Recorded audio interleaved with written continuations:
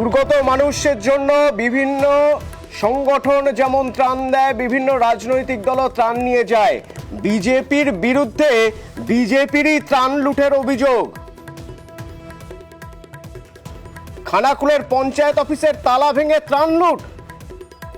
BJP ত্রাণ লুট করেছে এই অভিযোগ করছে বিজেপি। কি হয়েছিল জানবো, শুভদীপ রয়েছেন আমার সঙ্গে। শুভদীপ।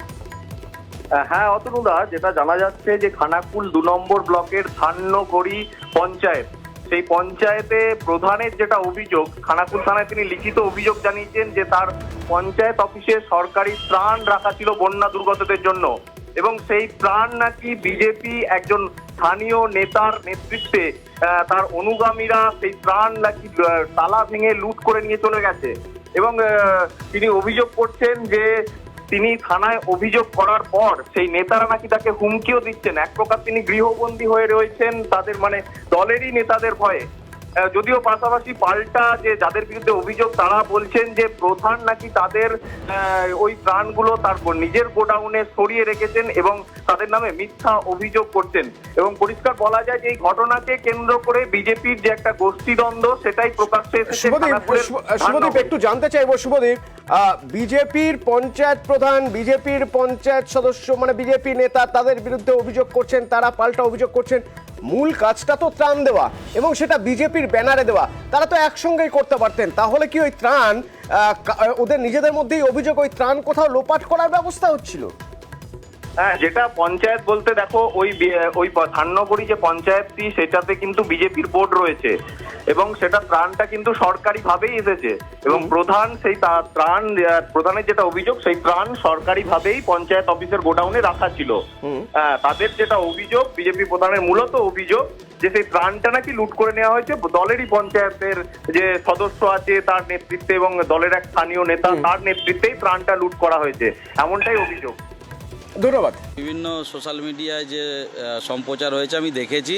যাই হোক, দেরিতে হলেও প্রধানের সম্মতি পেয়েছে, তার মানে আমাদের করা অভিযোগটা সত্যি যে দিকে দিকে যে মাল লুট হচ্ছে তাতে প্রত্যক্ষভাবে জড়িত বিজেপি। অভিযোগ কে করছে? একদম লিখিত থানায় অভিযোগ করছে। আবার তিনি বিধানসভার কনভেনার, আমিও একজন বিধানসভার কনভেনার। কার ওপর অভিযোগ করছে? একটা বিজেপিরই পঞ্চায়েত প্রধান, বিজেপির বিধানসভা যিনি কনভেনার, তার ওপর লিখিত থানায় অভিযোগ করছে। তার মানে খানাকুল 1 ব্লক, খানাকুলে যে রাস্তায় যে মাল লুট হচ্ছে পরিকল্পিতভাবে তৃণমূল কংগ্রেসের সরকারকে কালিমালিপ্ত করার জন্য, এটা আজকে প্রমাণিত হলো। আমরা দেখতে পাই যে মাল ওর গোডাউনে আছে। আজকে হরেকৃষ্ণ গঙ্গর ধান্যগড়ি যেখানে হানা পড়েছে ওখানে মানুষজন খেতে পাচ্ছে না, চাল ডাল আলু দরকার। ওনাকে বারবার ফোন করছি, আমি নিজে দায়িত্ব নিয়ে বিডিও ম্যাডামকে ফোন করেছি, বিডিও ম্যাডাম প্রধানকে বলে দিচ্ছে, বলছে মাল নেই, অথচ গোডাউনে সমস্ত মাল আছে। চুরি এখানে তো কালকে হয়নি, কাল ওনার পরামর্শে আমরা 3 জন মেম্বার আসি ওই দুপুর 12টার সময় এসে তিরপল আমাকে 175টা দেয়, একজনকে 100টা দেয়, একজনকে 150টা দেয়। ওনার কথা মতে আমরা তিরপল বের করে নিয়ে যাই। সেটা কি কেউ বলছে চুরি করেছে? প্রধান বলছে চুরি করেছে, কিন্তু আমরা ফোনেতে কথা হয়েছে, ওনার ভয়েস রেকর্ড সমস্ত কিছু আমাদের কাছে আছে। মাল এখনো আছে, কিন্তু দেখতে পাচ্ছি সমস্ত মাল এখানে গোডাউনে কালকে চুরি করে এনে রেখেছে এখানের প্রধান। চুরি করে এনে আমাদের নামে দোষটা পাচ্ছে যে 3টে মেম্বার সমস্ত মাল চুরি করে নিয়ে চলে গেছে। আমার যে আধিকারিকের উপরে আমি দায়িত্ব দিয়ে গেলাম, জিআরএস কর্মী প্রদ্যুৎ মান্না, উনি আমায় 1টার সময় ফোন করে বললেন যে আমাকে তালা বন্ধ করে নিচের গোডাউনের, পঞ্চায়েতের গোডাউনের তালা ভেঙে সমস্ত কিছু তিরপল ফিরপল যে সমস্ত ছিল, ছিঁড়ে গুড় ছিল, সেগুলো সব কিছু নিয়ে চলে গেছে।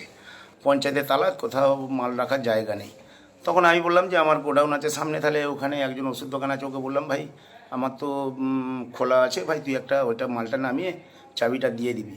একটা মিথ্যা অভিযোগ দিচ্ছে, কিন্তু ওরা যে কাজটা করেছে সেটা সেই দুষ্কর্মটাকে চাপা দেওয়ার জন্য এই অভিযোগগুলো করছে।